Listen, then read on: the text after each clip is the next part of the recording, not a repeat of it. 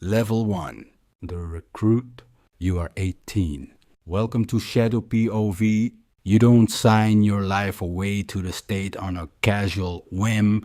You step into the trap because the alternative is a town with zero futures and a father whose trauma speaks louder than his words. Hit subscribe now, because what Staff Sergeant Doyle is about to break down in the dark of Fort Jackson isn't just basic training, it's the brutal engineering of your entire psychology. Stay tuned until level 10 to see the final shocking cost of the stars. Part 1. The inciting incident and the psychological baseline. Level 1. The recruit. You are 18. Welcome to Shadow POV. You don't walk into a military recruiting office on a casual whim. You walk in because your father came home from Desert Storm with a tightly folded flag on the mantelpiece and a heavy, suffocating silence he never once explained. You walk in because your dirt road town in eastern Tennessee has exactly one flashing stoplight, one greasy diner, and zero futures. When the recruiter shakes your hand on a boring Tuesday afternoon, treating you like you are already somebody of worth, the psychological trap is sprung. Your mother breaks down crying, your father merely nods. 3 weeks later, you are trapped on a bus to Fort Jackson, South Carolina. It's a brutal July. The humid air hits your lungs like a wet blanket the exact second you step off. A drill sergeant is already screaming into your face before your duffel bags even hit the ground. His name is Staff Sergeant Doyle. He is 5'9", but his raw presence feels like 6'5". He won't learn your name for 2 weeks. You are just a number, a physical body, raw biological material. Hit subscribe right now to ensure you have the mental fortitude to survive what comes next. Doyle will violently flip your steel bunk if your green wool blanket fold is off by a single dime. When everyone drops for a collective push-ups because of your mistake, you internalize a chilling truth. Your choices no longer belong to you. Wake up is 4:45 a.m. You run 5 miles before Kufusna's consuming powdered eggs like they are prime steak. 3 guys quit. You don't judge them. You just don't move. Part 2. Technical qualification and the first mental shift. But standing firm while your world collapses around you is only the initial test of institutional filterings. By week 3, the focus sharpens from raw survival to technical weapon mastery as you qualify on the standard issue M16A2 rifle. You neutralize 36 out of 40 targets.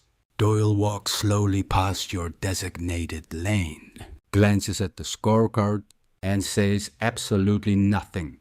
That night, a recruit whispers that a 36 is expert level, and you finally sleep without teeth-grinding anxiety. Week 7 forces you into the psychological crucible of the confidence course in full tactical kit. You face vertical rope climbs, wall jumps, and crawling through frozen mud directly on the low-hanging live wire. This is not a simulated exercise. The voltage is live. The wire is strung so low that if you carelessly raise your head, the current finds you instantly. You press your face hard into the dirt. That is the first real lesson the system beats into you. Keeping your head down is not an act of cowardice. Sometimes it is just survival. You graduate basic combat training on a Friday in September. Your mom stands in the crowded bleachers wearing a yellow blouse she specifically bought for the occasion. When you march past in rigid formation, you don't break stride, but your eyes find her face. You have never stood straighter in your life. realizing you are no longer the boy who left Tennessee. Part 3. Advanced Training and the Introduction of Strategic Autonomy. Yet, standing tall at graduation is merely a fleeting sensory high before the system shifts its weight to your back. Level 2 introduces you to the private first class. You're now 19 years old. Advanced individual training routes you straight to Fort Benning, Georgia. To forge your secondary foundation, you are infantry. 11 Bravo, the backbone of the army. They claim with institutional pride. What they actually mean is that your unit will be the first one in and the absolute last one out. And everything between will be carried strictly on your legs and your back. It is harder than basic combat training in the ways that truly matter. The conditioning turns more specific, more purposeful, and more punishing. You run with substantial operational weight now. Rucksack marches test your limits 12 miles, then 16, then a brutal 20 in standard boots that haven't fully broken in. You trudge over red Georgia clay that turned to unyielding cement the second it dries under the sun. You stop counting miles and start counting steps. It is the only primitive math that prevents your brain from shutting down. At Benning, you meet Corporal Marcus Webb from Shreveport, Louisiana, a man who laughs at everything to break the tension. He is also the best shot in the platoon, grouping 3 rounds inside a silver dollar at 300 meters like he's completely bored. One night, Webb shares an unwritten truth. The army will teach you how to fight. It won't teach you when to think. You got to bring that yourself. You write it down, protecting that notebook for the next 20 years before shipping to the 82nd Airborne Division at Fort Bragg in November of 1998. Part 4. Immersive Threat, Integration and Global Deployment. But absorbing Webby's unwritten doctrine is a silent mental victory you must immediately test mid-air. Jump school comes first. Spanning 5 brutal weeks of conditioning, you exit a roaring C-130 transport aircraft at 250 feet above the drop zone. On that very first jump, your survival instincts scream in absolute panic. Every evolutionary mechanism says, don't step out of a functioning aircraft. You step out anyway. That 3-second free fall before the heavy static line yanks the chute open is simultaneously the loneliest and most alive you have ever felt. You earn your silver jump wings and sew them onto your uniform yourself, the exact way your grandfather sewed on his Navy rating badges 40 years before. Then, geopolitical reality shifts and Kosovo happens in 1999. The 82nd Airborne deploys as part of NATO's stabilization force. You are not engaged in high-intensity combat, but maintaining a tense buffer zone, standing checkpoints, watching and waiting. Displaced families move through your sector every single day, carrying everything they own in 2 plastic bags. You witness children who don't speak and proud men who refuse to make eye contact. One hot afternoon, an old man tries to hand you a fresh loaf of bread through a checkpoint fence. Your strict orders say no contact. You follow orders. He quietly leaves the bread on the wooden post and walks away. You think about that bread for longer than you'd like to admit, realizing compliance has a hollow taste. You re-enlist without being asked. Part 5. Crisis Catalyst and Tactical Leadership. But the internal weight of what you leave behind on a border fence becomes an anchor when the entire world abruptly shifts on its axis. Level 3. The Sergeant. You are 24 years old, standing in the company day room at Fort Bragg on September 11th, 2001, watching the towers collapse on television alongside 40 silent soldiers. No one speaks until a voice breaks the vacuum. We're going.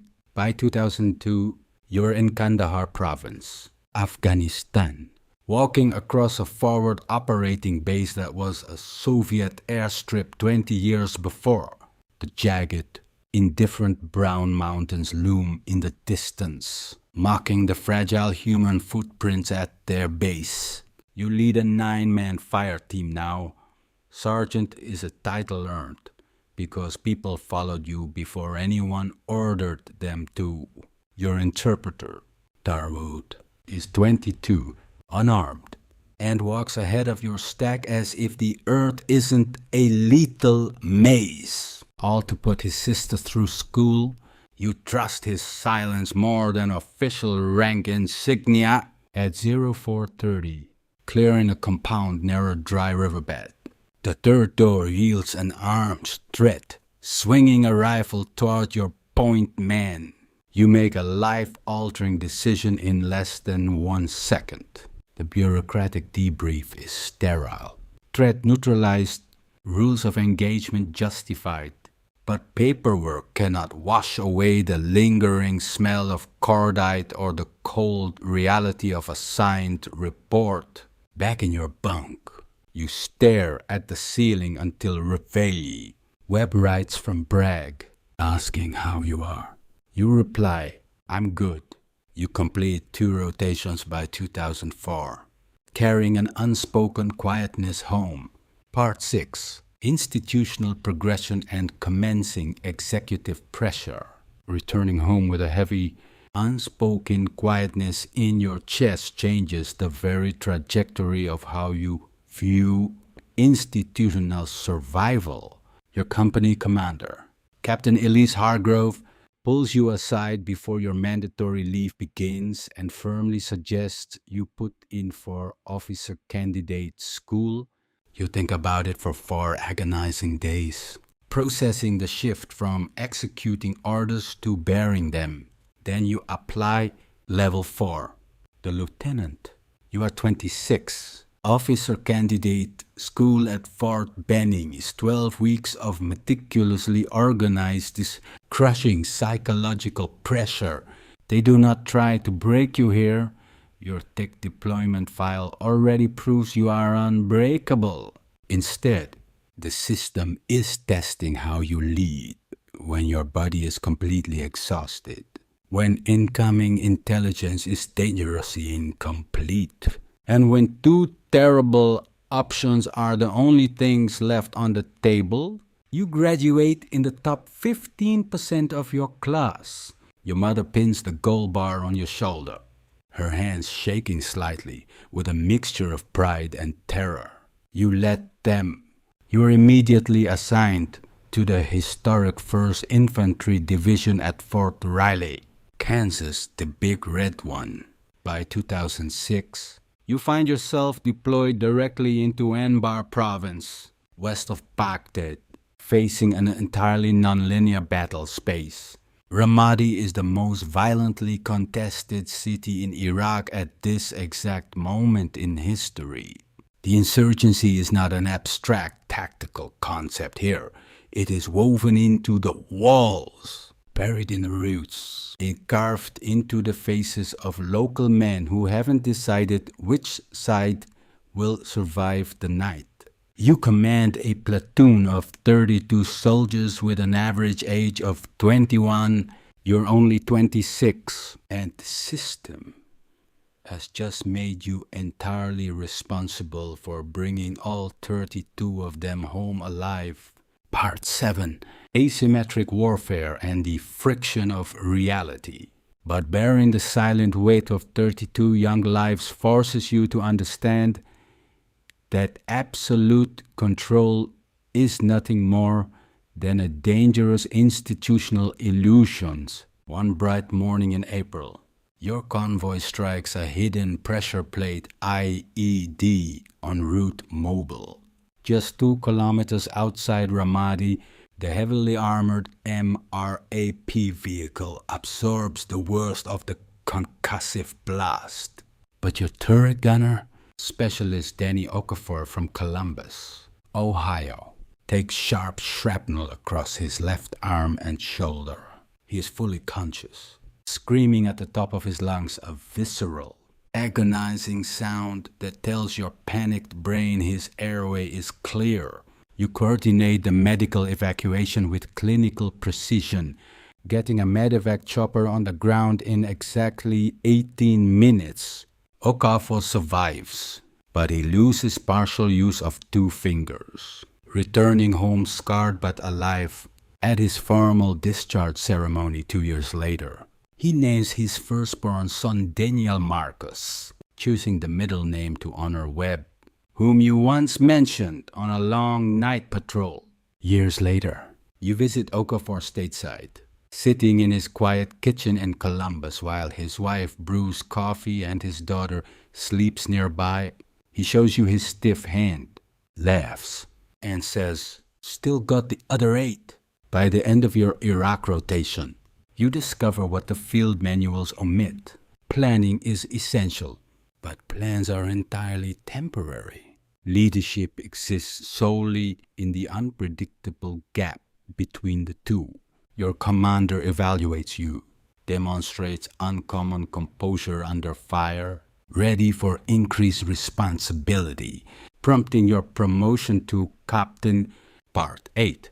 Macro-level management and cultural complexity. But accepting that chaotic friction as your new baseline is the exact moment you transition from merely surviving tactical chaos to mastering human systems at scale.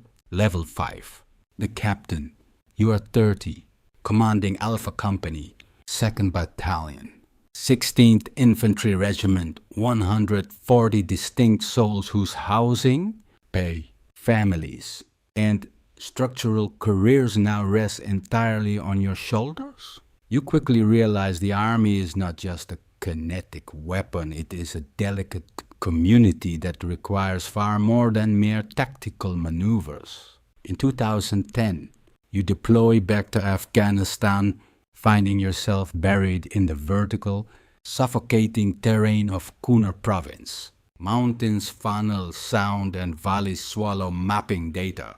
While others rest, you study the blood-soaked history of the 1840s, British campaigns, and the 1980s Soviet occupation. When your soldiers ask why, you tell them straight. If you don't know the deep tribal history of the valley, you will never survive the fight. Your junior officer, Lieutenant Carl Guan, learns conversational Pashto in 4 months. Build in local relationships that save your company from 2 invisible ambushes. Near the Peck River, you meet a village elder named Hamdullah, while your old interpreter, Darwood, translates across the courtyard 8 years and 1,000 miles of the same permanent war. Hamdullah patiently explains his village wants schools, not soldiers. You record his words, knowing they won't alter top-tier policy, but you write them anyway. You graduate Fort Leavenworth with a master's degree and a terrifyingly clear understanding of exactly how much you don't know. Part 9. Strategic planning within the heart of a machine. But mastering the limits of your own knowledge at Leavenworth is precisely what prepares your mind to enter the cold, calculated heart of the global military machine. Level 6. The Major. You are 35. Assigned to the Pentagon. Army G3. The Operations Directorate. 17 miles of corridors and 23 people running the largest military on Earth. Your job is contingency planning for scenarios that may never happen, but must be flawless if they do. Working with Air Force colonels and Defense Intelligence Agency analysts, you spend 6 months fighting intense professional frustration. You were trained to take immediate kinetic action. Here, you analyze, breathe, revise, and breathe again. Then you realize a bad decision made at this table ripples outward to every convoy and fire team across the globe.